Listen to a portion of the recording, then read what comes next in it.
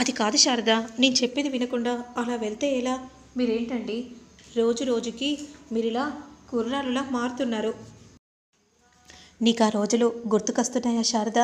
నాకు తెలుసు శారద.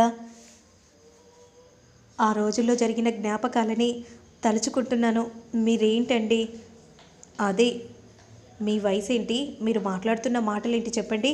ఎక్కడున్నారో మర్చిపోయి మాట్లాడుతున్నారా? మీకు అసలు స్పృహ ఉందా? అయ్యో, అప్పుడే వయసు పోయిందని, ఏదో కళ్ళజోడు వచ్చేసిందని గడ్డం పోస్తే మొలిచేస్తే ఇలా మాట్లాడటం కరెక్టేనా?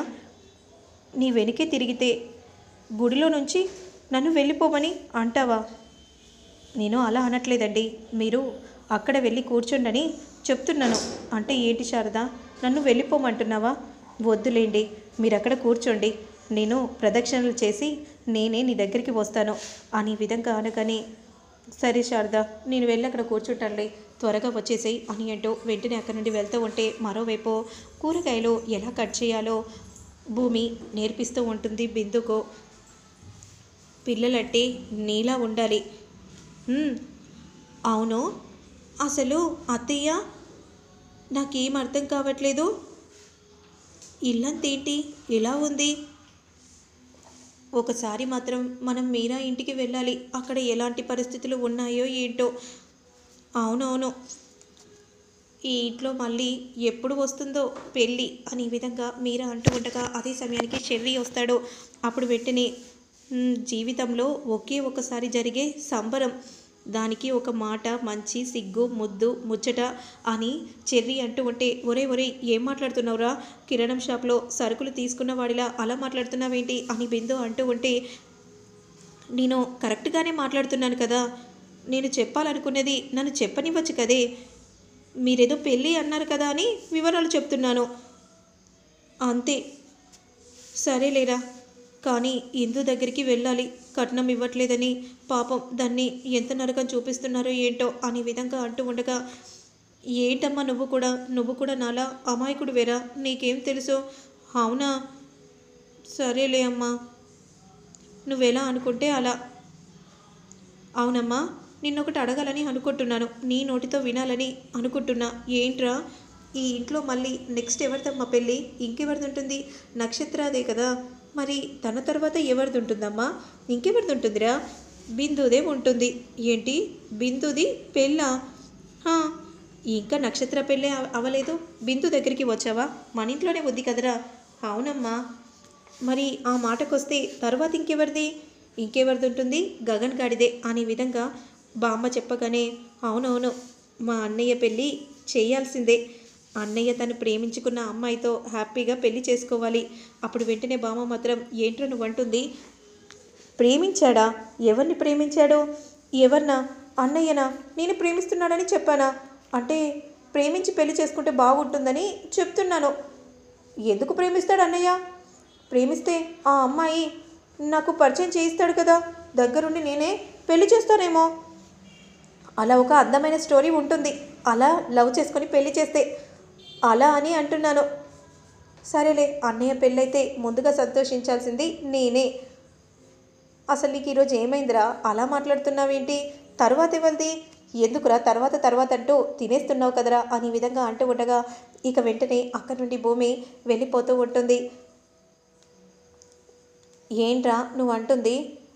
ఇప్పుడు గగన్ తర్వాత ఎవరితో చెప్పొచ్చు కదా, మన ఇంట్లో పూర్ణిమ ఉంది కదా, తర్వాత తనదేరా పెళ్ళి. అవునా అమ్మా? నువ్వు నిజంగా అమాయకుడిగా ఉన్నావేంట్రా? నేనే అంటే నాకంటే ఎక్కువగా ఉన్నావు.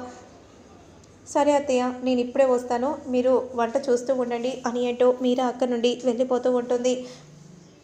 అప్పుడు వెంటనే పూరి దగ్గరికి వచ్చి, అవును, నా మాట రాగానే సిగ్గుపడిపోతూ వెళ్ళిపోయింది కదా.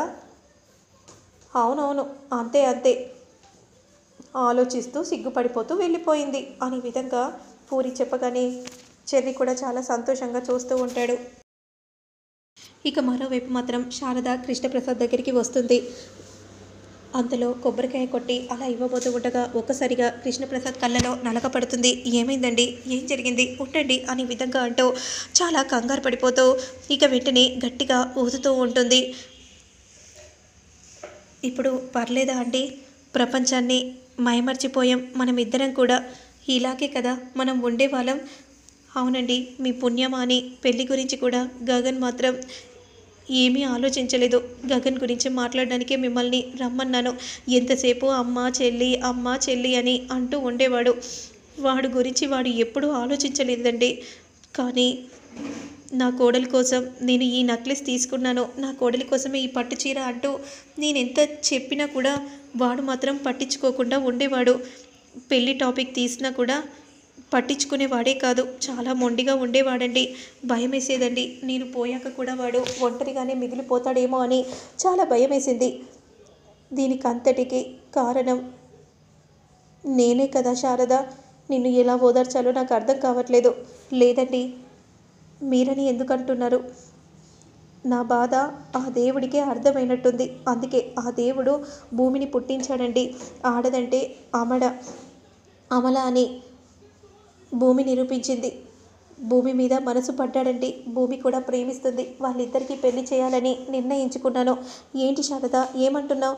పెళ్ళి వాళ్ళిద్దరికీ పెళ్ళి అవ్వటం ముఖ్యమండి. ఇద్దరికీ ఇష్టమైనప్పుడు పెళ్లి చేస్తే తప్పేముంది? మొదటగా ఆనందించేది మనమే కదా.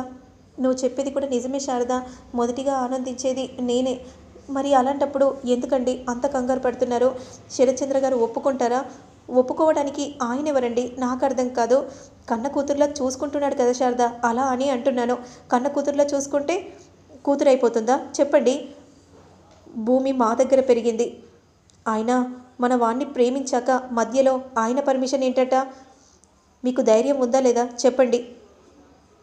అది కాదు, నేను చెప్పేది విను శారద. అయ్యో, శారదకి ఎలా చెప్పాలో అర్థం కావట్లేదు. వాళ్ళ నాన్నను వదిలి ఎలా వస్తుంది? ఎలా చెప్తే అలా వింటుంది కదా. ఏంటండి ఏం ఆలోచిస్తున్నారు? రెండు కుటుంబాల మధ్య మళ్ళీ గొడవలు జరుగుతాయని ఆలోచిస్తున్నాను. పెళ్ళంటే పెద్ద గొడవే జరుగుతుంది లేండి. కన్న తండ్రి ఆయన అవుతాడా? ఎప్పటికైనా కన్న తండ్రి ఆయన కాలేడండి. ఆయన కంటే ఎక్కువగా నేను ప్రేమిస్తున్నాను అని నేను తల్లిలో మేనత్తనో కాలేను కదా. పెళ్లి చేస్తే అప్పుడు నేను అత్తనవుతాను భూమికి. అప్పుడు మా సొంత మనిషి అవుతుంది. ఆ శరత్చంద్ర ఎవడండి? మీరు ఊకే తన గురించి తీయకండి. అర్థమవుతుంది కదా. సొంతం చేసుకోవడానికి కూడా ఓ ప్రాసెస్ ఉంటుందని మీరే వివరించండి ఆయనకి. నాకు ఇంకేం చెప్పకండి. ఈ పెళ్ళి జరగాలి. మీరేం చేస్తారో నాకు తెలీదు. అందుకే మిమ్మల్ని పిలిపించాను. నన్ను వాడు ఏదీ అడగలేదండి. నా కష్టాన్ని కన్నిటిని చూడటానికి ఇష్టపడేవాడే కాదు. వాడు 10వ తరగతిలో ఉన్నప్పుడు వారం రోజులు మంచాల పడ్డాడు. పూట గడవటం కష్టమై స్కూల్కి వెళ్దామని అనుకున్నాను, కానీ ఒప్పుకోలేదు. అంత జ్వరంలో కూడా వాడే స్కూల్కి వెళ్ళి ఈ అమ్మ కడుపు నింపాడండి. మొట్టమొదటిసారి భూమి కావాలని అడిగాడు. అందుకే ఈ పెళ్లి చేసి తీరుతాను. వచ్చే ఆటంకాలను మీరే తగ్గించే ప్రయత్నం చేయండి. అందుకే నేను మిమ్మల్ని పిలిపించాను అనే విధంగా అంటూ వెంటనే ఇక అక్కడి నుండి శారద వెళ్ళిపోతూ ఉంటే కృష్ణప్రసాద్ దీర్ఘంగా ఆలోచిస్తూ అలానే చూస్తూ ఉండిపోతాడు. గవర్నమెంట్ ప్లేస్ని ఎలాగైనా దక్కించుకోవడానికి శరత్చంద్ర వస్తాడు. ఇక అప్పుడే శరత్చంద్ర గారు వచ్చారంటే ఖచ్చితంగా ఆయనే తీసుకుంటారు అనే విధంగా అనగానే వెంటనే కూర్చుంటారు. అదే సమయానికి కృష్ణప్రసాద్ వస్తాడు. ఏంటి ఇంత ఆలస్యం ఏంటి? ఆఫీస్లో కాస్త ఆలస్యమైంది బావగారు. సరే కూర్చో అని అనగానే ఇక వెంటనే ప్రభుత్వం వాళ్ళు గవర్నమెంట్ ఆప్షన్లో ప్లేస్ పెడుతున్నారని మీకందరికీ కబురు పెట్టడం జరిగింది. మీరందరూ కూడా విని వచ్చారు. చాలా కృతజ్ఞతలు. చాలా సంతోషంగా ఉంది.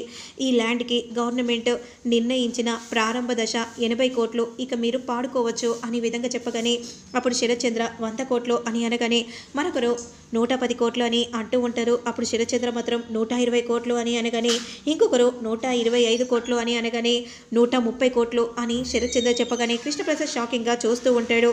ఇంకొకరు మాత్రం 140 కోట్లు అనే విధంగా చెప్పగానే అప్పుడు 150 కోట్లు అని మరొకరు అంటారు.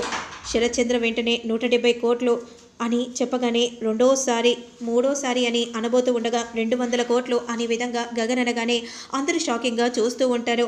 అప్పుడు వెంటనే గగన్ కావాలనే కాలు మీద కాలు వేసుకొని కూర్చుంటాడు.